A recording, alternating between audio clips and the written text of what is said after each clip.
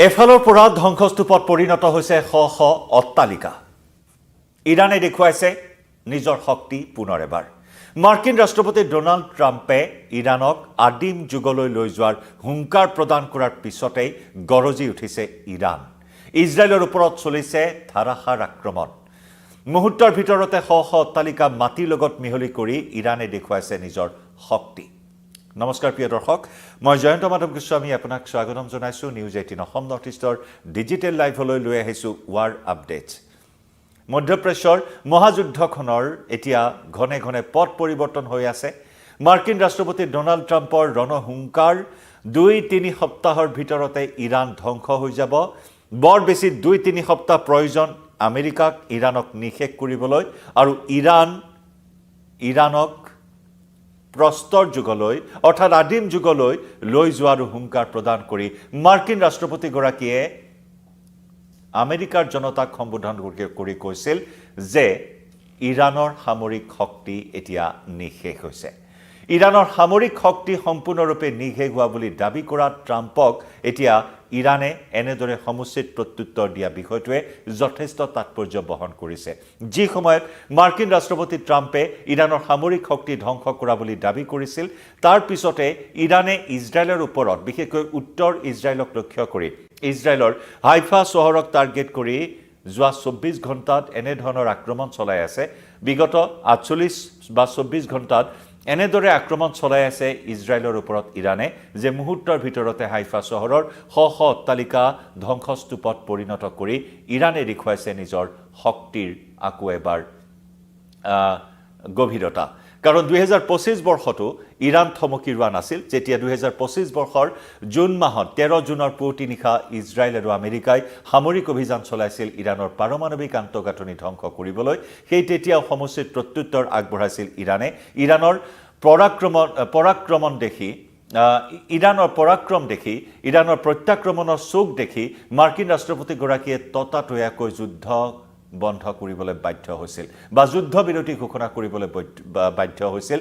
মাত্ৰ 8 দিন ধৰি চলিছিল সেই যুদ্ধখন আৰু তেতিয়াও টাৰ্গেট লৈছিল আমেৰিকা আৰু ইজৰাইলে যে ইৰাণৰ পাৰমাণৱিক আন্তঃগাঁথনি সম্পূৰ্ণৰূপে ধ্বংস কৰাৰ, ইৰাণে যাতে কেতিয়াও পাৰমাণৱিক কাৰ্যসূচী হাতত ল'ব নোৱাৰে তাৰ বাবেই এনেধৰণৰ হেঁচা প্ৰয়োগ কৰি বা আক্ৰমণেৰে ইৰাণক ভীতিগ্ৰস্ত কৰাৰ চেষ্টা চলাই আহিছে সময়ে সময়ে ইজৰাইল আৰু ইৰাণে। এইবাৰো তাৰ ব্যতিক্ৰম নহয়।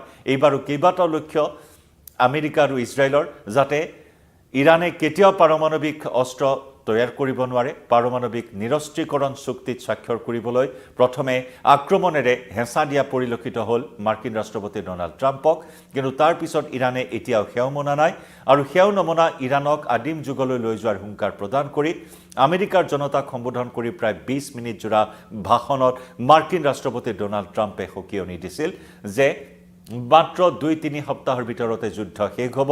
আমি ইৰাণৰ পৰা আঁতৰি আহিব বিচাৰিছোঁ। ইৰাণত আৰু আমি বেছি দিন থাকিব বিচৰা নাই বা বেছি সময় কটাব বিচৰা নাই।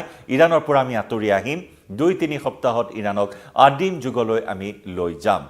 আৰু এতিয়া উভতি ধৰিছে ইৰাণে মাৰ্কিন ৰাষ্ট্ৰপতি ডোনাল্ড ট্ৰাম্পক উভতি ধৰি ইৰাণৰ ফালৰ পৰা কোৱা হৈছে, ইৰাণৰ ফালৰ পৰা আমেৰিকাক কোৱা হৈছে যে আমি অপেক্ষা কৰি আছোঁ মাৰ্কিন সেনাই কেতিয়া স্থল অভিযান আৰম্ভ কৰিব, কেতিয়া স্থল আক্ৰমণ কৰিব ইৰাণৰ ওপৰত, তাৰ বাবে আমি অপেক্ষা কৰি আছোঁ। আৰু যি নেকি ইৰাণত সোমালে কোনো এজন শত্ৰু সৈন্য বাচি থাকিব নোৱাৰিব বুলিও হুংকাৰ প্ৰদান কৰিছে IRGCয়ে। আমিৰ হাটানী, IRGCৰ বৰ্তমানৰ মুৰব্বী আমিৰ হাটানীয়ে এই হুংকাৰ প্ৰদান কৰিছে আমেৰিকাক যে আমি অপেক্ষা কৰি আছোঁ, ইৰাণত সোমালে এজনো বাচি নাথাকিব মাৰ্কিন সেনা বা শত্ৰু সৈন্য, কোনেও বাচি নাথাকিব। এই ধৰণৰ হুংকাৰ প্ৰদান কৰিছে IRGCৰ মুৰব্বী আমিৰ হাটানীয়ে। তেনেস্থলত শেহতীয়াকৈ দেখিবলৈ পোৱা হৈছিল যে আমেৰিকাৰ প্ৰায় 3,500 সেনা ইতিমধ্যে মোতায়েন কৰা হৈছে। ইৰাণৰ দিশে ধাৱমান হ'বলৈ অপেক্ষা কৰি আছে। মাৰ্কিন ৰাষ্ট্ৰপতি ডোনাল্ড ট্ৰাম্পে অৱশ্যে এতিয়াও স্পষ্ট কৰা নাই কেতিয়া আক্ৰমণ চলিব, স্থল অভিযান চলিব, গেৰিলা অভিযান আৰম্ভ কৰিব আমেৰিকাৰ সেনাই। বুটছ অন দ্য গ্ৰাউণ্ডৰ বাবে যি ধৰণৰ বৰ্তমান আশংকা এই মুহূৰ্তত চলি আছে মধ্যপ্ৰাচ্যক লৈ, সমগ্ৰ বিশ্ববাসী আতংকিত হৈ আছে।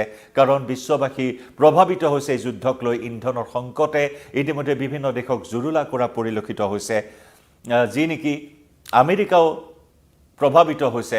আমেৰিকাৰ ৰাষ্ট্ৰপতিগৰাকীও আনকি আওপকীয়াকৈ হ'লেও সমালোচনাৰ সন্মুখীন হৈছে যথেষ্ট ককৰ্থনাৰ সন্মুখীন হ'বলগীয়া হৈছে যুদ্ধ চলি থকাৰ বাবে নিজৰ ভূমিতে প্ৰতিবাদৰো সন্মুখীন হ'বলগীয়া হৈছে মাৰ্কিন ৰাষ্ট্ৰপতি ডোনাল্ড ট্ৰাম্প কিন্তু তেনেস্থলত হৰমুজ প্ৰণালী মুক্ত এতিয়াও কৰিব পৰা নাই ইৰাণে সম্পূৰ্ণৰূপে বন্ধ ৰাখিছে হৰমুজ প্ৰণালী অৱশ্যে ভাৰতৰ ক্ষেত্ৰত কিছু নমনীয় স্থিতি গ্ৰহণ কৰা পৰিলক্ষিত হৈছে ইৰাণক আনহাতে যিখিনি কুচকাৱাজ এই মুহূৰ্তত মধ্যপ্ৰাচ্যত দেখিবলৈ পোৱা হৈছে স্থল সেনাৰে আক্ৰমণ চলাবলৈ ইতিমধ্যে ৩,৫০০ প্ৰশিক্ষণপ্ৰাপ্ত সেনা মোতায়েন কৰা হৈছে আমেৰিকাৰ সেনা ইউনিটৰ যিসমূহ ঘাতক বাহিনী আছে সেই ঘাতক বাহিনীসমূহৰ প্ৰশিক্ষণপ্ৰাপ্ত সেনা প্ৰায় ৩,৫০০ মোতায়েন কৰা হৈছে একেদৰে USS ট্ৰিপলি দক্ষিণ চীন সাগৰৰ পৰা USS ট্ৰিপলি এয়াৰক্ৰাফ্ট কেৰিয়াৰ ইৰাণ অভিমুখে বা মধ্যপ্ৰাচ্য অভিমুখে ৰাওনা হৈছে স্যাটেলাইটৰ ছবিত কিছু তথ্য প্ৰকাশ পাইছে য'ত ইতিমধ্যে মধ্যপ্ৰাচ্যত উপস্থিত হৈছে প্ৰায় ২৫০০ নৌসেনা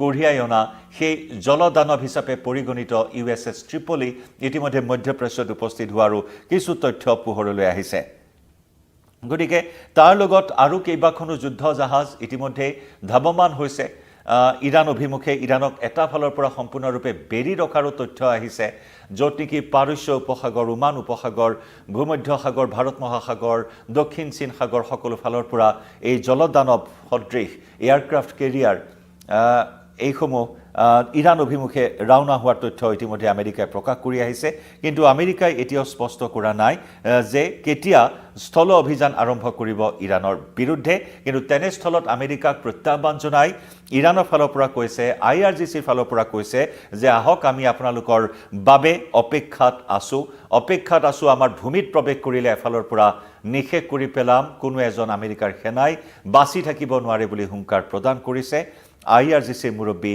আমিৰ হাতানিয়ে ইৰাণৰ সেনা প্ৰধানৰ এই হুমকিয়ে এই হুংকাৰে বিশেষ তাৎপৰ্য বহন কৰিছে কাৰণ আমেৰিকাই বিভিন্ন প্ৰকাৰেৰে আক্ৰমণ চলাই অৱশেষত স্থল সেনা মোতায়েন কৰাৰ সিদ্ধান্ত লোৱাত এই ধৰণৰ হুংকাৰ প্ৰদান কৰিছে আৰু শেহতীয়াকৈ ইৰাণে আনকি দেশৰ আইন সলনি কৰি হ'লেও প্ৰায় ১,১০,০০,০০০ সেনা ইতিমধ্যে সাজু কৰি ৰাখিছে আমেৰিকাৰ স্থল সেনাক প্ৰতিহত কৰিবলৈ য'ত ১২ বছৰীয়া শিশু নিযুক্তি দিয়া হৈছে যাক লৈ অন্য এক বিতৰ্কৰ সৃষ্টি হৈছে আন্তঃৰাষ্ট্ৰীয় আইন বা যুদ্ধ আইন উলংঘা কৰাৰ বিতৰ্ক অব্যাহত আছে ইৰাণৰ বিৰুদ্ধে বিভিন্ন দেশে প্ৰতিক্ৰিয়া প্ৰকাশ কৰিছে শিশুক যুদ্ধত নিয়োগ কৰা এনেধৰণৰ এটা বিষয় ইয়াই প্ৰথম নহয় ইৰাণত ইয়াৰ পূৰ্বে এনেধৰণৰ ঘটনা সংঘটিত হৈছিল গতিকে আমেৰিকাৰ সেনাক প্ৰতিহত কৰিবলৈ আনকি ১২ বছৰীয়া শিশুকো আনকি সেনা বাহিনীত নিযুক্তি প্ৰদান কৰা হৈছে গতিকে ইৰাণৰ দৰে এখন শক্তিশালী সামৰিক দেশ আৰু সেই সামৰিক শক্তি ধ্বংস কৰা বুলি ট্ৰাম্পে